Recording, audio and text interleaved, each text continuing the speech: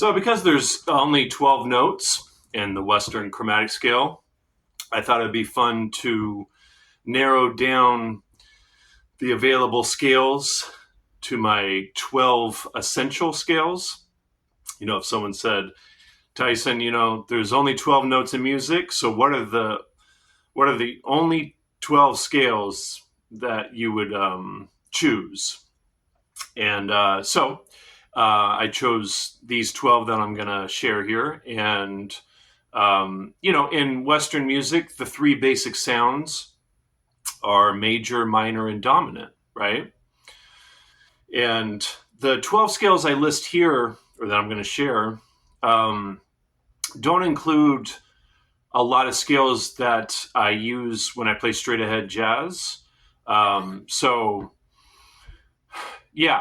would need more scales in a jazz context than I would need for my original music.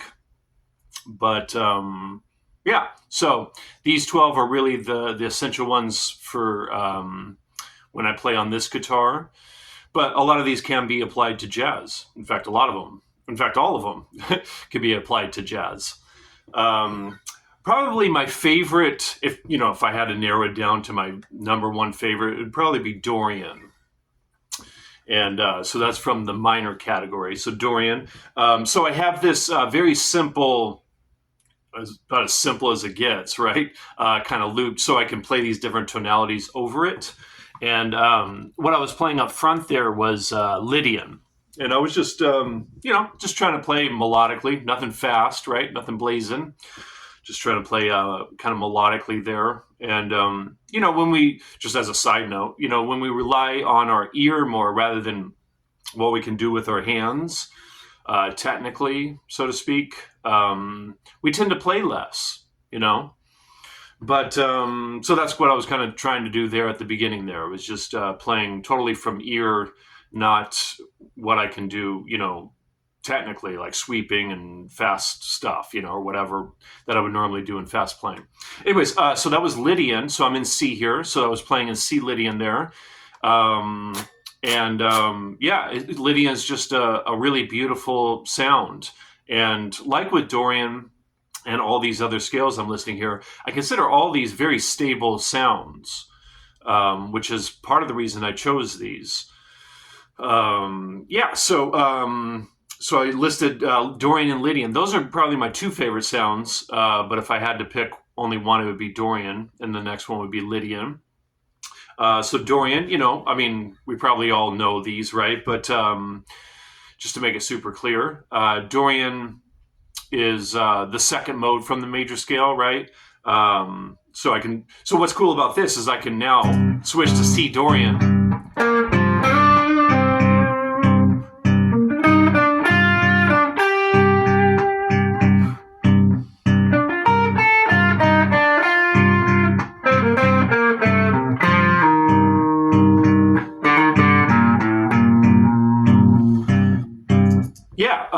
So Dorian, is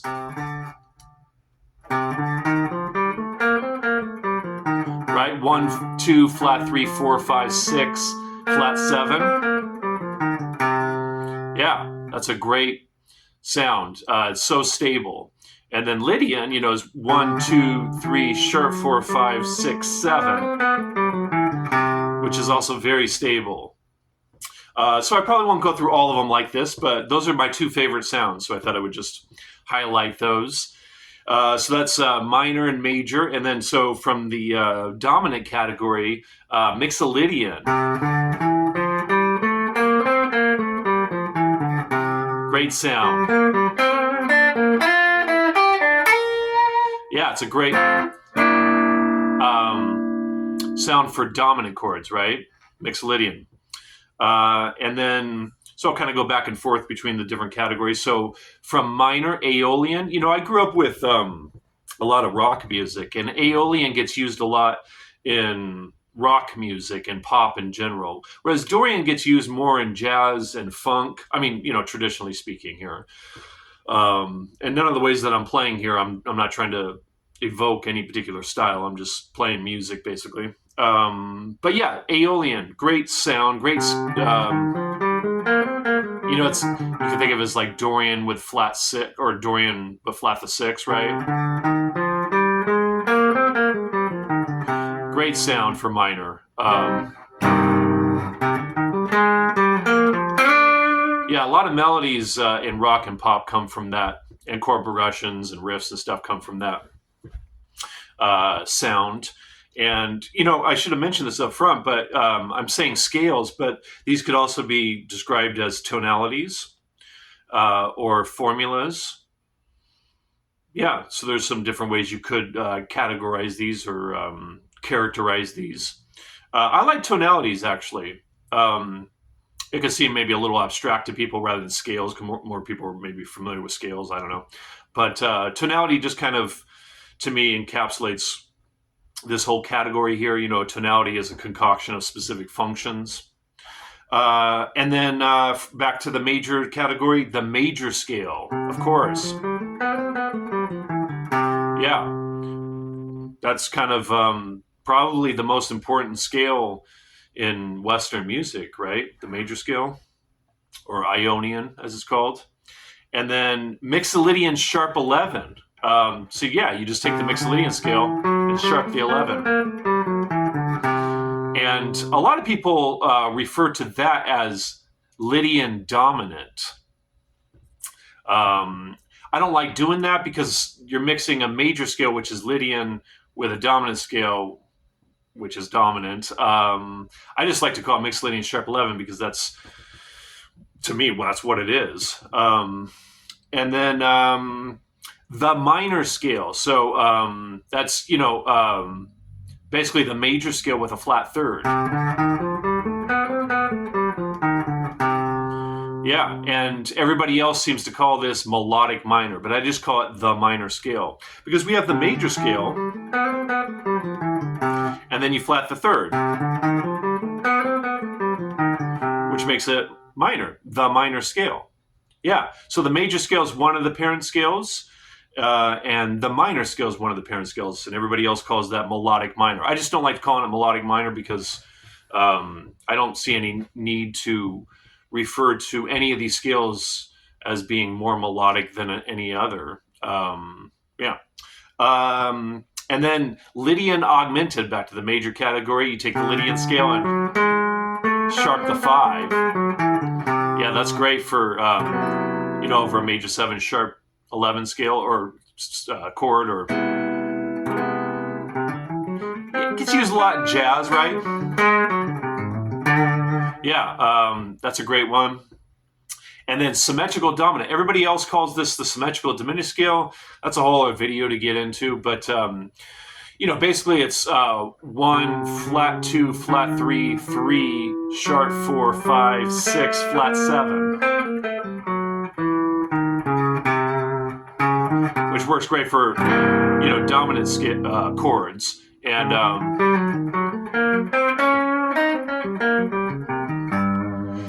yeah, it's got a lot of tension in it.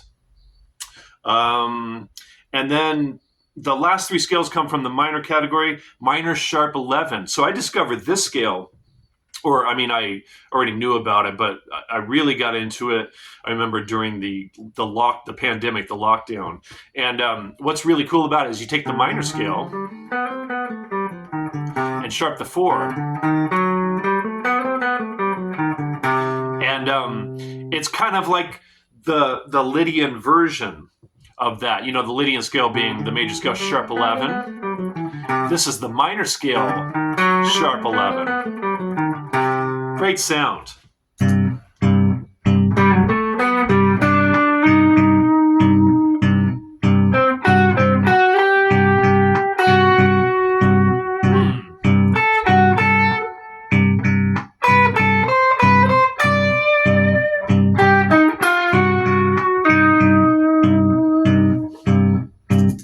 Great sound.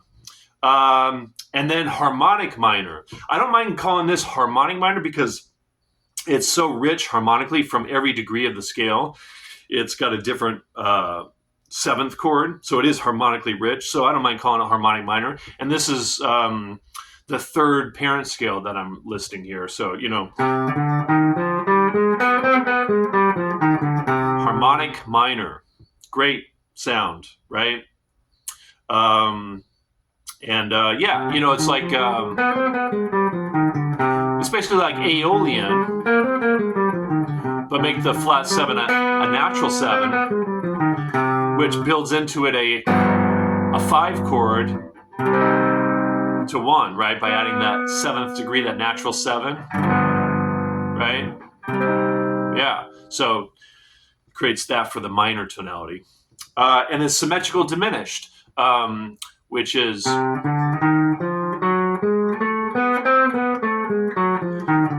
it's an 8-note scale. It's kind of weird to play in one position, but that's one way you can do it. Or which is 1, 2, flat 3, 4, flat 5, flat 6, 6, 7. It's one way to think about that. Yeah, this gets used for like in a jazz context, like over a diminished chord. I like to do it sometimes just to kind of superimpose it over something. The symmetrical nature of it gives it some strength because it's it's a whole step, half step, whole step, half step, whole step, half step, whole step, half step. Yeah, but yeah, so there's the 12 essential scales that if I was asked to only play 12 scales for the rest of my life, that's what I would choose. I'm going to make another video about the essential scales in jazz. I'm not sure how many that's going to be. I'm going to figure that out. The scales that could get you to where you can play over pretty much any of the standards. I don't know. I think there's like 15 or 20 of them. I need to think about it. But yeah, just wanted to share that. Hope you enjoyed. Thanks.